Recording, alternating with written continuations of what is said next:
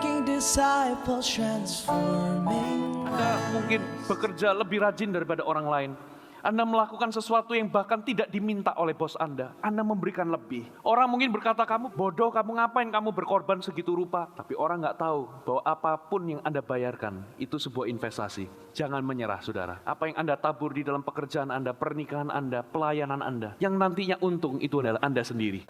Bapak Ibu Saudara, seringkali yang menghalangi kita untuk kita bisa maju ke tempat yang Tuhan inginkan kita ada, adalah karena kita takut untuk membayar harga. Katakan membayar harga. Nah, saya ingin kita belajar dari satu orang yang saya cantumkan di sini. Coba slide-nya, saudara. Captain Matthew Webb. Siapakah orang ini? Ya, beliau adalah mantan perwira angkatan laut dari Inggris. Mungkin foto selanjutnya. Ya. Oke.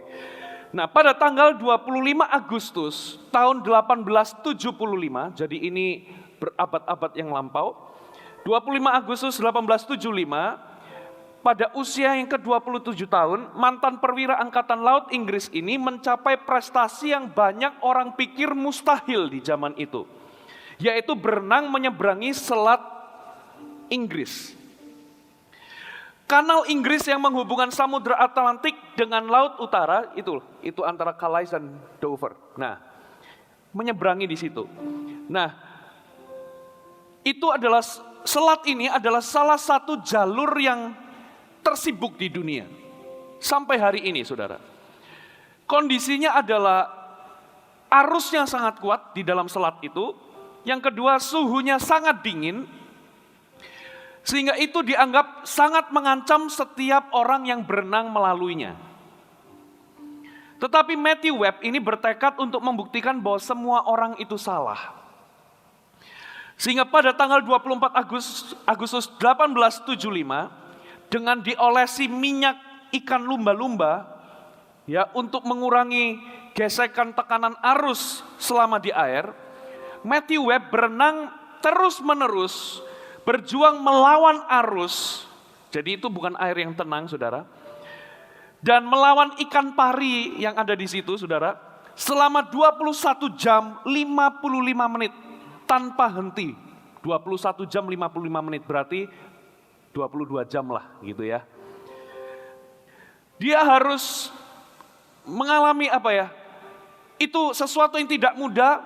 Dia dalam kondisi tersiksa di tengah laut, ya.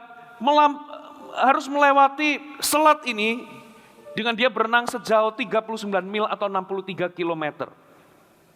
Dan dia menjadi orang pertama yang berenang melintasi kanal Inggris ini. Ya, mungkin diperlihatkan sekali lagi, next slide-nya. Oke, nah ini kira-kira kondisi arusnya, saudara. Next. Nah, hari ini, selat ini memang jalurnya sangat sibuk, saudara. Ini adalah jalur kapal, jalur ini, ya. Ini busy channel today. Next. Nah, saudara, pada abad berikutnya, rekor Matthew Webb, jadi abad berikutnya, digandakan oleh perenang lain lebih dari 1000 kali. Jadi satu abad berikutnya, saudara, abad berikutnya setelah Matthew Webb berhasil melewati kanal ini, langsung ada 1000 orang penyusul, saudara, yang menyusul. Dan waktu yang telah dipotong lebih dari setengah, jadi lebih dari separuh dari waktunya Matthew Webb. Tetapi perintisnya adalah Matthew Webb. Tidak ada orang yang punya imajinasi seberani ini melewati itu. Nah, meskipun lalu lintasnya padat dan arusnya berbahaya, para perenang sampai hari ini masih berani menyeberanginya. Untuk apa, saudara? Mereka ingin mencoba, khususnya apa yang pernah dilakukan oleh Matthew Webb. Mereka mencoba menyamai prestasi yang pertama kali dicapai oleh Matthew Webb. Dan bahkan 6 Agustus 1926, jadi beberapa tahun setelahnya, ya, ada seseorang yang berusaha untuk memecahkan rekor, tapi gagal. Dan 60 tahun kemudian setelah Matthew Webb memecahkan rekor, hanya ada 4 orang laki-laki saja selama kurun waktu 60 tahun yang berhasil menyamai waktu atau prestasi dari Matthew Webb. Nah, setelah itu apa yang terjadi? Saya bacakan ya. Pada tahun 1961, ada seorang bernama Antonio Albertondo melintasi kanal itu bukan hanya satu arah, tapi PP, bolak-balik. Pada tahun 1981 ada seorang yang bernama John Erickson menjadi orang pertama yang melintasi kanal itu 3 kali. Jadi pergi, pulang, pergi lagi, saudara. 3 kali. Pada tahun 1988 Richard Davy mencatat rekor tercepat berenang dari Perancis ke Inggris. Jadi dari seberang sana ke Inggris hanya dalam waktu 8 jam 5 menit. Matthew Webb 21 jam. Ya.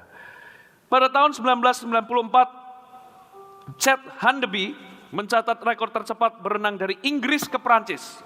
Ya, dari arah sini ke sono gitu ya. Dalam waktu 7 jam 17 menit. Saudara, semuanya itu, saudara akhirnya, coba dilihatkan tadi patungnya.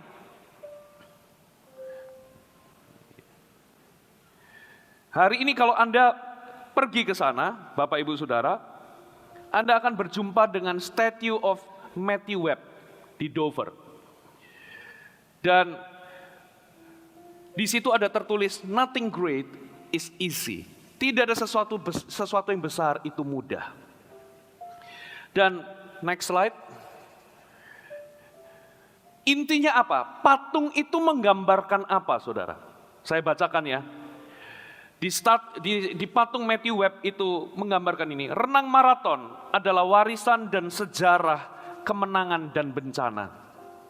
Badai dan matahari, gelap malam dan terik hari, sinar matahari cerah dan angin yang keras, menunggu dan berharap, sukses dan kematian, harapan dan impian, dingin dan lelah, pilot, kru, teman, keluarga, dan perenang. Semuanya itu disimpulkan dengan sebuah kata. Ya, dengan kata-kata ini, pengorbanan dan harga yang dibayarkan oleh para perenang untuk melintasi selat tersebut. Katakan pengorbanan dan harga yang dibayarkan. Patung itu menggambarkan latihan, rasa sakit, kedinginan, kesendirian berjam-jam di tengah laut, mencerminkan sebuah pengorbanan atau harga yang dibayarkan demi mencapai sebuah tujuan. Nah, saudara, Anda harus tahu bahwa tidak ada mimpi yang dapat diwujudkan tanpa saudara melampaui sebuah garis yang namanya harga yang perlu Anda bayar. Tidak ada kesuksesan, tidak ada kebesaran yang akan Anda capai tanpa yang namanya Anda melewati sebuah garis atau melampaui sebuah garis yang namanya garis biaya atau the cost line. Yang setuju katakan amin, saudara. Jadi adalah sebuah kebodohan atau sebuah kenaifan kalau kita membayangkan sesuatu yang berarti, sesuatu yang bernilai, sesuatu yang besar itu dapat dicapai tanpa pengorbanan dan tanpa bayar harga. Itu nonsens. Sesuatu yang berharga, sesuatu yang pantas untuk kita miliki, sesuatu yang layak untuk kita dapatkan, sesuatu yang bernilai, itu ternyata membutuhkan biaya atau harga yang perlu kita bayarkan. Ada amin, saudara? Nah, tanpa biaya atau harga, maka biasanya sesuatu itu nggak ada nilainya, ya, dan nggak ada harganya, dan biasanya dianggap enteng. Ya, sesuatu yang pokoknya nggak ada harganya, sesuatu yang tidak membuat kita perlu membayar harga, biasanya itu sesuatu yang memang tidak bernilai, ya, sesuatu yang memang nggak ada harganya. Pernikahan yang bahagia, usaha yang sukses atau bisnis yang sukses, gereja yang bertumbuh, mimpi yang besar, semuanya membutuhkan biaya. Katakan amin. Dan jika tidak, maka pasti sesuatu itu sedang-sedang saja atau rata-rata.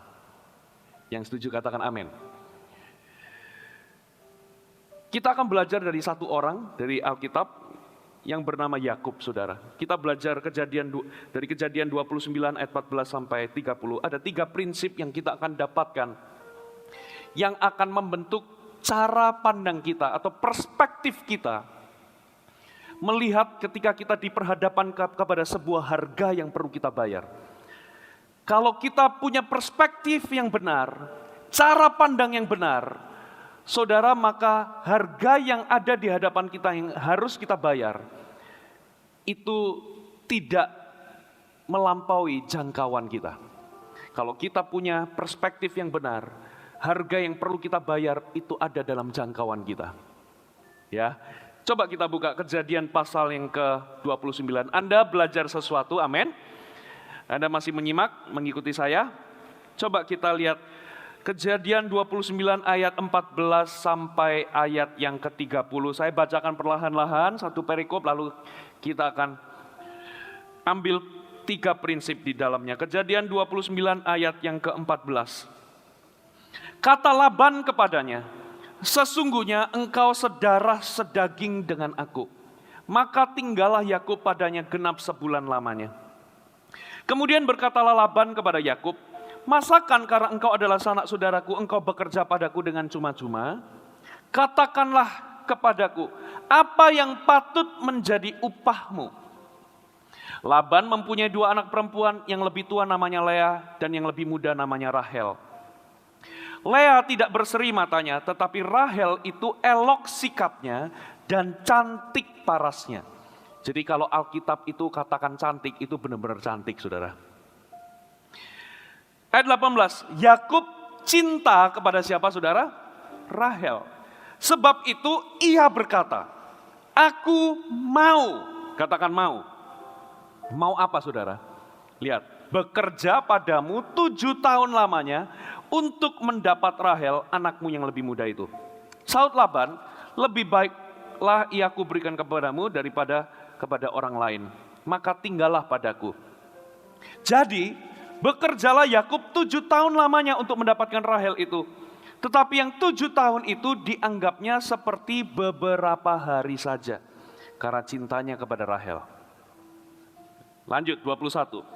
Sesudah itu berkatalah Yakub kepada Laban, berikanlah kepadaku bakal istriku itu, sebab jangka waktuku telah genap supaya aku kawin dengan dia. Lalu Laban mengundang semua orang di tempat itu dan mengadakan perjamuan. Tapi pada waktu malam diambilnyalah Lea anaknya, lalu dibawanyalah kepada Yakub. Maka Yakub pun menghampiri dia. Lagi pula Laban memberikan Silpa budak perempuannya kepada Lea anaknya itu menjadi budaknya. Tetapi pada waktu pagi tampaklah bahwa itu ternyata bukan Rahel, tetapi siapa? Lea. Lalu berkatalah Yakub kepada Laban, apakah yang kau perbuat terhadap aku ini? Bukankah untuk mendapat Rahel aku bekerja padamu? Mengapa engkau menipu aku? Jawab Laban, tidak biasa orang berbuat demikian di tempat kami ini, mengawinkan adiknya lebih dahulu daripada kakaknya. Genapilah dahulu 7 hari perkawinanmu dengan anakku, kemudian anakku yang lain akan kuberikan kepadamu sebagai upah. Asal engkau bekerja lagi padaku 7 tahun, engkau bekerja pula kepadaku 7 tahun lagi. Jadi suruh kerja 7 tahun tambahan untuk dapatkan Rahel. Ayat 28, maka Yakub berbuat demikian, ia menggenapi ke-7 hari perkawinannya dengan Lea, kemudian Laban memberikan kepadanya Rahel, anaknya itu menjadi istrinya. Lagi pula Laban memberikan Bilha, budak perempuannya kepada Rahel, anaknya itu menjadi budaknya. Yakub menghampiri Rahel juga, malah ia lebih cinta kepada Rahel, katakan lebih cinta kepada Rahel, daripada kepada Lea. Demikianlah ia bekerja pula pada Laban, berapa tahun lagi? 7 tahun lagi. Saudara, ketika Anda dan saya diperhadapkan kepada sebuah harga atau biaya yang perlu kita bayar, maka seringkali harga yang ada di hadapan kita itu menakutkan kita. Itu sebabnya sangat penting untuk Anda mendapatkan perspektif yang benar Cara pandang yang benar sesuai dengan prinsip firman Allah, bagaimana kita bisa melihat harga yang di hadapan kita yang perlu kita bayar. Karena pemikiran atau perspektif yang salah, itu akan membuat harga yang perlu kita bayar itu melambung seolah-olah tidak dalam batas jangkauan kita. Itu sebabnya Anda perlu perspektif dan prinsip yang benar. Nah, harga yang kita bayar itu akan selalu di luar jangkauan kita kalau kita punya pikiran yang salah. Tapi kalau kita punya pemikiran yang benar, perspektif yang benar, justru itu akan memberdayakan kita untuk membayar apapun yang dibutuhkan untuk sebuah keberhasilan atau mencapai apa yang Tuhan taruh dalam hati dan hidup kita. Katakan amin.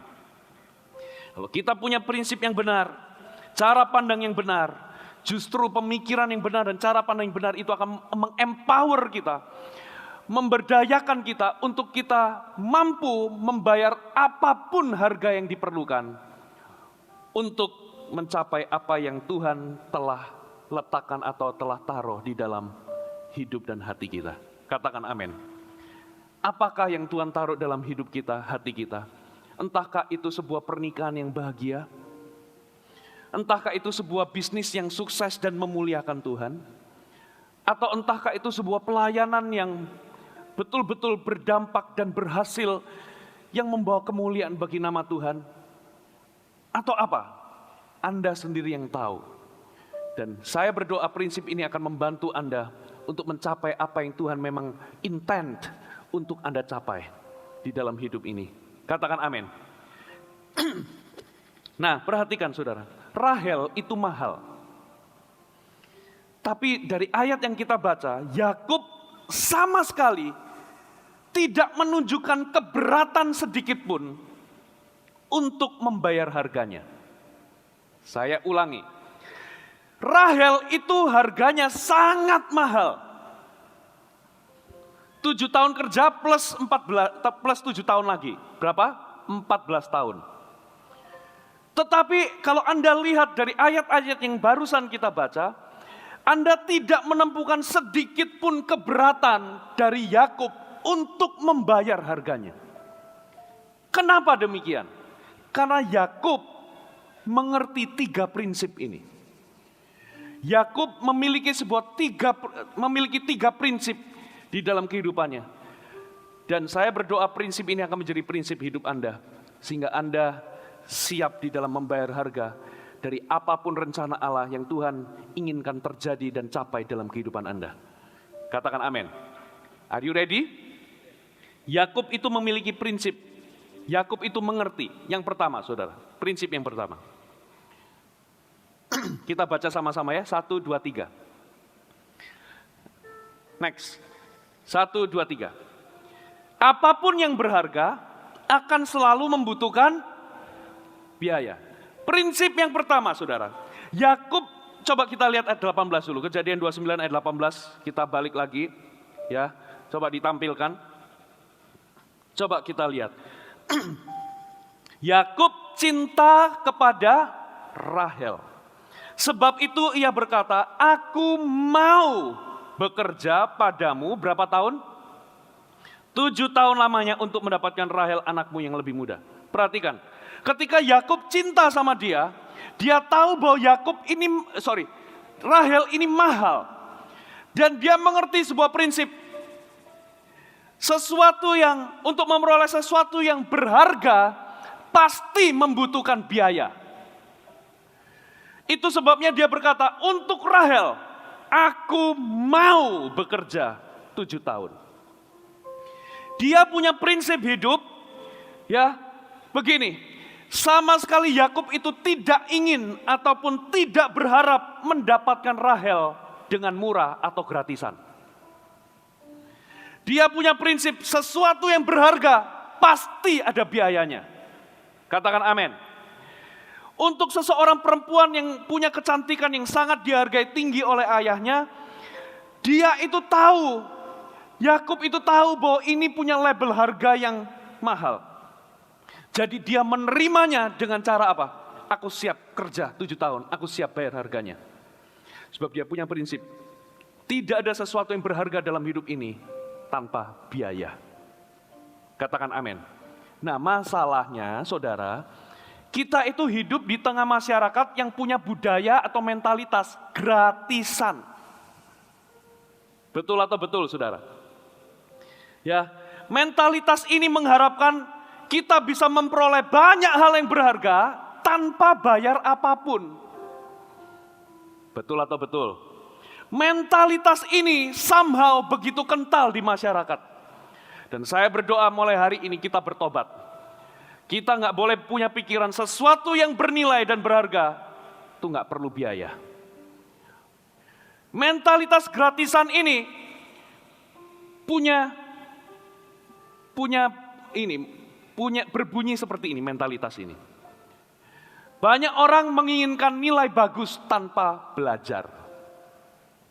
Banyak orang ingin punya pekerjaan yang baik, sukses tanpa berusaha. Bahkan di dalam pernikahan banyak orang ingin pernikahannya mesra dan bahagia, tapi nggak pernah melakukan investasi emosi. Banyak orang pengen dapat gaji besar tanpa kontribusi.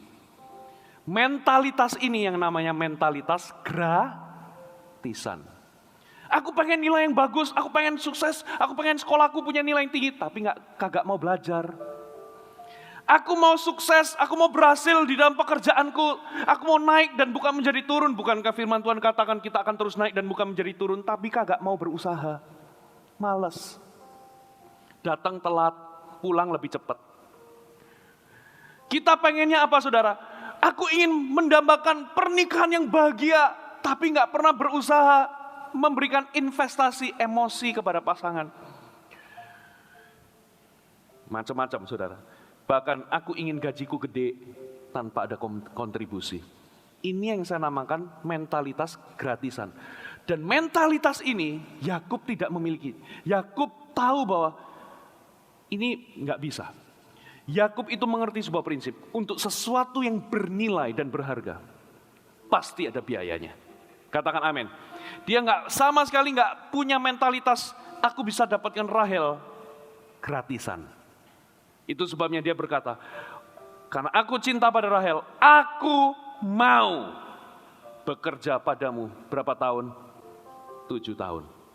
Tengok kanan kiri Anda, katakan, yuk tinggalkan mentalitas gratisan. Ada amin? Aku mau jadi pengusaha sukses, tapi kagak mau usaha keras.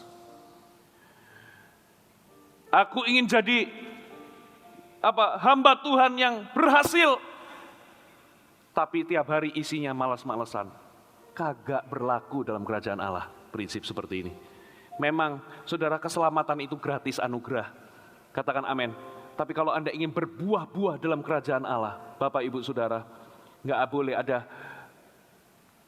mentalitas malas-malesan, gratis. Pengennya dapat besar tapi nggak mau usaha.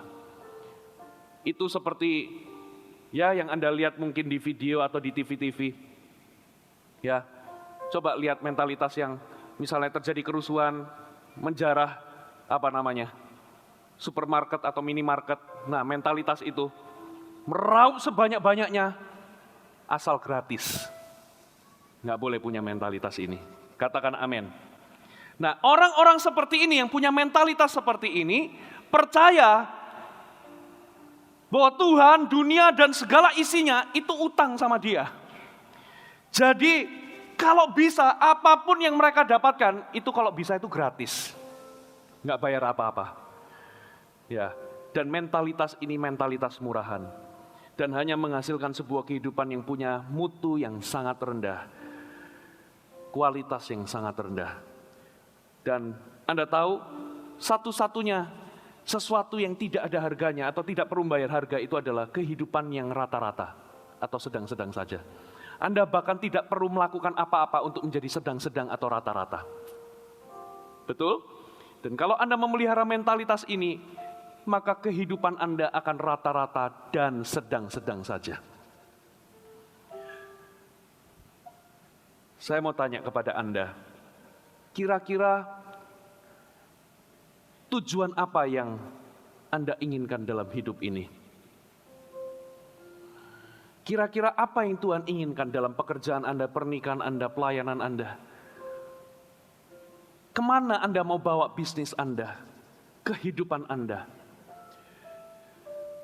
Ternyata semua greatness, semua kebesaran itu membutuhkan biaya.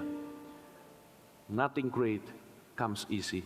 Tidak ada sesuatu yang besar, itu dapat dicapai dengan mudah. Katakan amin. Nah, Bapak Ibu, makanya kalau kita ini menjadi orang yang hanya puas, sedang-sedang, rata-rata, saudara, kabar baiknya adalah Anda tidak akan terbebani dengan biaya apapun. Bahkan Anda nggak perlu membayar apapun untuk sebuah kehidupan yang rata-rata, sedang-sedang, biasa-biasa. Ya, karena memang sesuatu yang biasa-biasa tidak membutuhkan biaya. Tetapi untuk sesuatu yang besar, bernilai dan berharga, selalu ada harganya, selalu tidak murah, dan selalu ada biayanya. Kita tidak boleh punya prinsip ingin mendapatkan sesuatu yang besar tanpa membayar harganya. Dan prinsip yang pertama yang Yakub miliki adalah tidak ada sesuatu yang berharga tanpa ada biaya. Ada amin, saudara? Siap? Jadi coba pertimbangkan apa yang hari ini Anda kerjakan. Coba pertanyakan, apakah ini layak saya kerjakan? Apakah ini layak saya perjuangkan? Apakah ini layak untuk saya nantikan? Saya nggak ngerti apa itu. Saya percaya Tuhan akan menunjukkannya kepada Anda. Masalahnya banyak kita mudah sekali menyerah terhadap mimpi-mimpi di dalam pernikahan kita, pekerjaan kita, gereja kita, karena kita ini tidak mendapatkan hasil secepat yang kita harapkan. Nah, kalau kita ini mudah menyerah karena kita nggak melihat hasil secepat yang kita harapkan, baru kerja pengennya langsung cepat kaya. Saudara, kalau Anda cepat menyerah berarti sesuatu itu tidaklah cukup berharga. Karena apa? Anda tidak cukup sabar di dalam menanti. Makanya ibu-ibu atau kaum wanita, ya, wanita-wanita single, gampang, ya, jangan jual murah. Katakan amin. Sedikit jual mahal. Biarkan si pria itu menunggu dan menanti. Kenapa? Karena kalau dia berani menunggumu, berarti Anda cukup berharga bagi dia. Katakan amin. Tapi kalau baru satu malam dia langsung memberikan signal-signal, lalu ketika Anda tolak dia langsung pindah ke wanita lain, tebar pesona ke wanita lain, berarti Anda tidak cukup berharga untuk dia nantikan, saudara. Ya, makanya jangan gara-gara dia ganteng begitu ya, lalu dia ngomong, mau nggak kamu jadi pacarku, langsung padahal baru kenal sehari. Jangan, saudara. Halo, amin. Suruh dia nunggu. Setahun kayak 2 tahun, 5, enggak lah. 5 tahun kelamaan, saudara ya. Suruh dia ikutin proses, ikut CG dulu. Kalau memang mau dapatkan aku, ikut CG. Suruh dia lapor sama pemimpin dulu. Kalau pemimpinnya ngomong, tunggu ya, 6 bulan kita uji. Kalau dia mau menjalaninya, berarti Anda cukup bernilai. Anda cukup berharga. Katakan amin. Tapi kalau belum, oh nggak mau ya, ya sudah. Bahasa Jermannya, aku juga nggak paten dapatkan kamu. Gitu ya. Berarti Anda tidak cukup bernilai. Tapi kalau Anda lihat ada seorang pria berani menunggumu, menantimu dengan sabar. Wah, ini nih. Berarti orang ini benar-benar cinta sama Anda. Katakan amin. Halo, amin. Amin para wanita-wanita. Ya, coba tengok kanan kiri wanita dengan wanita saja. Ayo sedikit jual mahal ya. Oke, yang pria, bukan berarti saya tambah memberatkan jodoh Anda, saudara ya. Tadi, nggak tahu tadi siapa tadi? Tadi pokoknya ada orang ngomong, ada orang mau didoakan sama saya. Katanya dia juga punya penyakit tulang. Gitu ya. Katanya Kofuji ahli tulang katanya. Oh ya, apa? Tapi dia bukan tulang sungguhan. Tapi dia sedang mencari tulang rusuk katanya. Loh, keliru ini. Bukan sama saya, itu sama Pak Lukas aja. Yakub sangat menginginkan Rahel sehingga ia bersedia apa, saudara? Bersedia untuk bekerja dan bahkan menunggu. Katakan amin. Dan kalau kita, coba perhatikan ya, dalam kehidupan Anda sehari-hari, kalau Anda nggak siap bekerja dan nggak siap menunggu sesuatu, berarti sesuatu tersebut pasti kurang berharga bagi Anda. Pasti kurang berharga. Ya, kalau Anda sakit, ya betul-betul Anda butuhkan dokter itu, saudara. Karena dokter ini betul-betul spesialis dan hanya dia. Kalau antriannya memang 2 jam, 3 jam, Anda pasti akan rela menunggu. Betul? Tapi kalau Anda 15 menit, aduh pindah dokter lain, berarti dokter itu tidak cukup berharga bagimu. Karena Anda nggak bersedia untuk menunggu. Ya, jadi intinya kalau saudara ini siap bekerja dan bahkan menunggu, berarti sesuatu tersebut sangat berharga bagimu. Tapi kalau Anda nggak bersedia, berarti itu kurang berharga. Ya, jadi jangan jadi murahan, prinsip yang pertama. Lakukan apapun untuk hal-hal yang saudara percaya, ini layak untuk Anda dapatkan. Usaha yang sukses, bisnis yang meningkat, karir yang meningkat, pelayanan yang berhasil. Kalau memang itu layak Anda perjuangkan, siap-siaplah bayar harganya. Katakan amin. Tuhan gak anti loh dengan sukses. Ya, tapi Tuhan anti dengan kesuksesan menguasai Anda, lalu Anda menjadi tamak, Anda menjadi, enggak. Ya. Yang kedua, saudara, prinsip yang kedua yang Yakub miliki. Prinsip yang kedua. Coba kita baca Kejadian 29 ayat 20 dulu sebelum kita baca poin yang kedua. Dibuka ayatnya Kejadian 29 ayat 20. Perhatikan, jadi bekerjalah Yakub berapa tahun lamanya? 7 tahun lamanya untuk apa, saudara? Mendapatkan Rahel itu. Tapi kata-kata selanjutnya ini kata-kata yang powerful sekali. Tetapi yang 7 tahun itu dianggapnya seperti apa, saudara? Beberapa hari. Karena apa? Cintanya kepada Rahel. Mantep banget, saudara. Ini mungkin ayat yang paling romantis di Alkitab, saudara. Nunggu 7 tahun, saudara. 7 tahun. Itu dianggapnya cuma beberapa hari. Kenapa? Saking cintanya sama Rahel. Zaman sekarang, boro-boro, saudara. Zaman sekarang. Ya. Zaman sekarang enggak gini, mungkin hampir enggak ada pria yang berani enggak 7 tahun kerja sama bapakku kalau mau aku tanpa digaji. Enggak ada, saudara. Kebanyakan wanita sekarang malahan sudah apa ya? Udah apa namanya? Udah kelepek-kelepek gara-gara apa? Cuman modal sajak atau cuman modal apa, saudara? Modal gombalan langsung kelepek-kelepek. Zaman dulu, saudara, Rahel itu baru kelepek-kelepek ketika dia berani nunggu 7 tahun demi aku. Baru dia kelepek-kelepek, saudara. Tapi, saudara, zaman sekarang kena gombalan aja langsung kelepek-kelepek, saudara. Jangan. Katakan amin. Amin. Ya, digombalin dikit langsung kelepek-kelepek. Jangan, saudara. Ada amin? Ya. Loh, siapa? Neng, kamu ini suka ngompol ya waktu kecil? Loh, kok tahu? Gitu. Iya, Neng. Ya, walaupun nggak kelihatan, tapi kehangatannya terasa di hatiku. Loh, langsung kelepek-kelepek. Aduh, aku cinta padamu.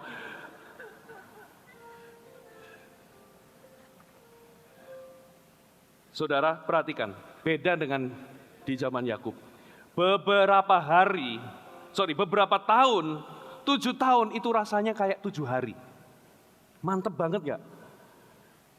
Nah, kenapa, saudara? Prinsip apa yang bisa didapatkan? Coba kita baca prinsip yang kedua, saudara.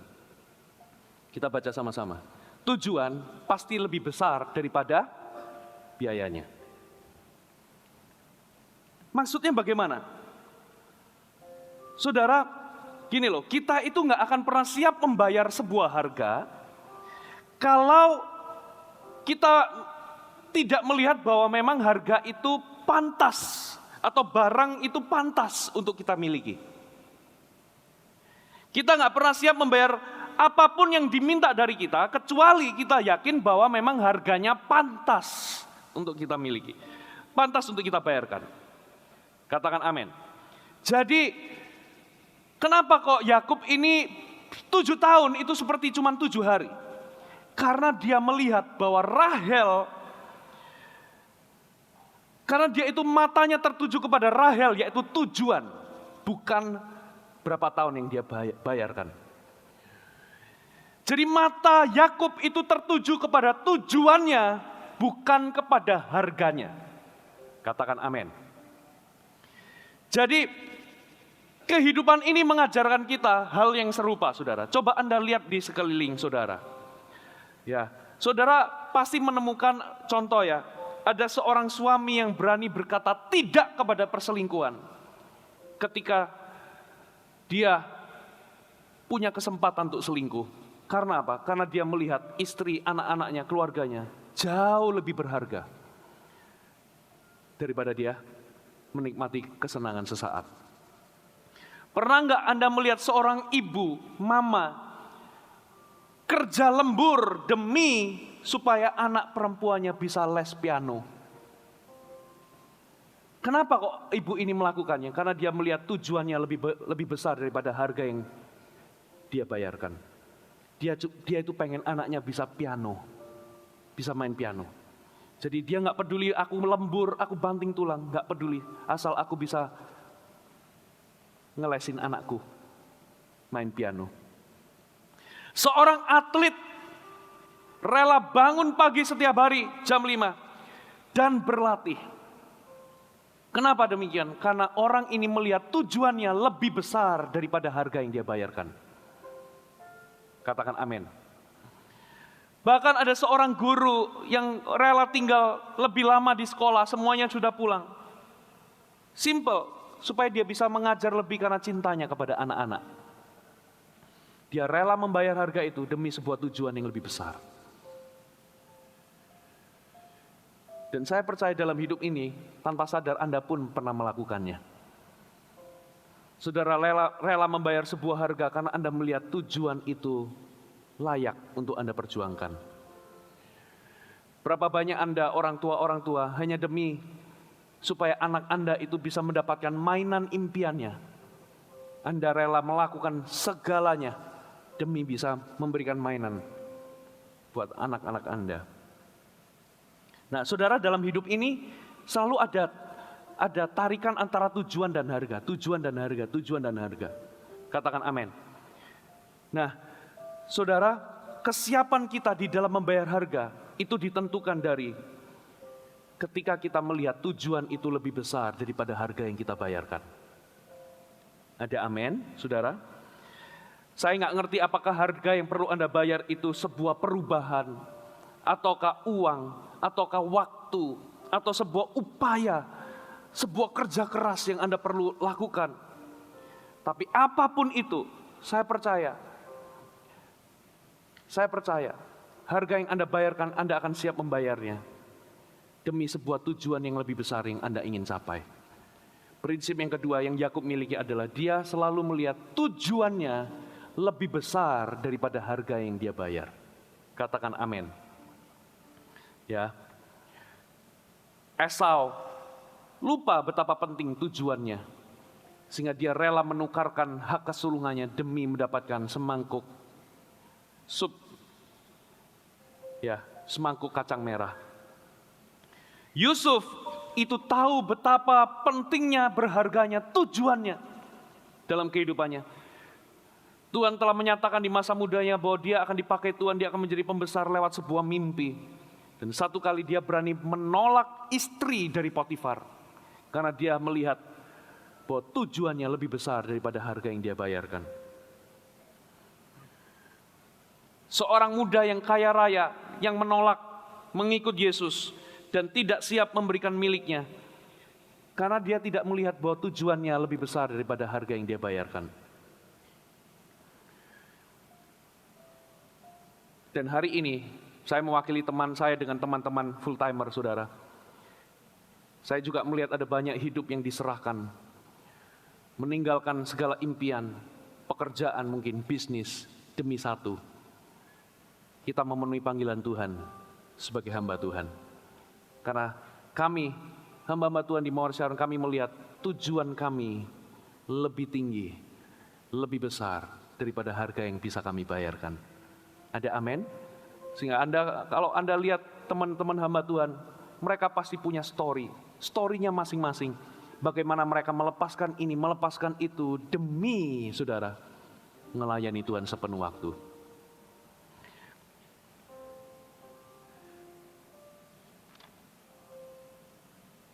Yang ketiga saudara, prinsip yang ketiga, Anda belajar sesuatu? Ya. Yang pertama apa saudara tadi? Sesuatu yang berharga selalu ada biayanya. Yakub tidak melihat bahwa Rahel itu murahan. Sesuatu yang bernilai pasti ada harganya, dan itu yang membuat dia siap membayar harganya. Katakan amin. Dia nggak punya mentalitas murahan. Yang kedua saudara, Yakub punya prinsip, tujuan itu selalu lebih besar daripada harga yang dia bayar. Itulah yang menyebabkan kerja 7 tahun itu 7 tahun itu seperti cuma 7 hari. Karena apa? Matanya, visinya memandang kepada siapa? Rahel yang dia cintai. Ada amin? Fokusnya bukan kepada harga yang perlu dia bayar, tapi fokusnya kepada tujuannya, yaitu Rahel. Yang ketiga, saudara. Yang ketiga. Kejadian 29 ayat 30 sebelum, oke, kita buka ayatnya dulu. Kejadian 29 ayat yang ke-30. Saudara, kita baca ya. Yakub menghampiri Rahel juga. Malah, perhatikan, ia lebih cinta kepada Rahel. Katakan lebih cinta kepada Rahel daripada kepada Lea. Demikianlah ia bekerja pula pada Laban 7 tahun lagi. Ya. Jangan dibuka dulu poin yang ketiga, saya jelaskan dulu. Nah, bayangkan kalau Anda itu Yakub, saudara. Anda sudah kerja 7 tahun, tapi ternyata yang Anda dapatkan bukan Rahel, tapi Lea. Sebagai manusia Anda kecewa enggak? Jelas dong kecewa. Jelas dong marah. Ya, jelas dong itu impian, pasti Anda akan jengkel, kecewa, marah. Tapi yang luar biasa, saudara, di ayat-ayat yang kita baca tadi, sama sekali kita tidak mendapati bahwa Yakub itu marah, mengeluarkan goloknya lalu membunuh Laban. Sama sekali tidak terlihat. Yakub itu juga manusia. Dia tentunya jengkel, marah, kecewa. Karena dia merasa ditipu. Tapi yang luar biasa, ayat yang baru kita baca, dikatakan begini, ia bekerja pula pada Laban, berapa tahun? 7 tahun lagi. Dia bersedia, saudara. Ya udah nggak apa-apa, aku kerja lagi 7 tahun. Dan hasilnya dia malah lebih cinta lagi sama siapa? Sama Rahel. Apa maksudnya? Apa maksudnya, saudara? Jadi ini poin yang ketiga. Coba kita lihat. Kita baca sama-sama poin yang ketiga. Harga yang dibayarkan itu merupakan investasi, bukan sekedar pengorbanan. Katakan investasi. Jadi matanya Yakub itu terus kepada Rahel. Sekalipun dia dibohongin, dia ditipu oleh Laban. Jadi untuk dapat Rahel dia harus kerja lagi tanpa digaji 7 tahun lagi. Tapi dia tetap terima. Dia tidak menolaknya, dia tidak kabur, dia tidak mengungkapkan kekecewaannya, dia tidak membunuh Laban. Tapi yang ada adalah, oke, Laban, untuk dapatkan Rahel kerja 7 tahun lagi. I'll take it. Karena apa? Matanya tetap tertuju kepada siapa? Rahel.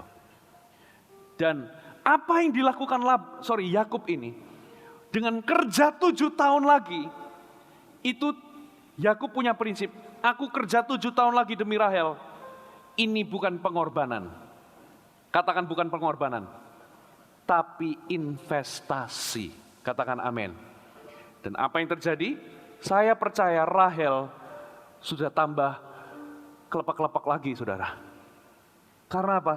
Ya ampun, calon suamiku demi mendapatkan aku, dia rela kerja 7 tahun lagi, total 14 tahun. Wow. Jadi apa yang dilakukan Yakub ini, dia tahu bahwa ini bukan sekedar pengorbanan, tapi investasi. Ada amin? Saudara, usahamu, upaya Anda, kerja keras Anda, keringat Anda, itu adalah investasi untuk keberhasilan Anda. Katakan amin. Mungkin ada banyak orang nggak tahu di balik layar apa yang Anda kerjakan.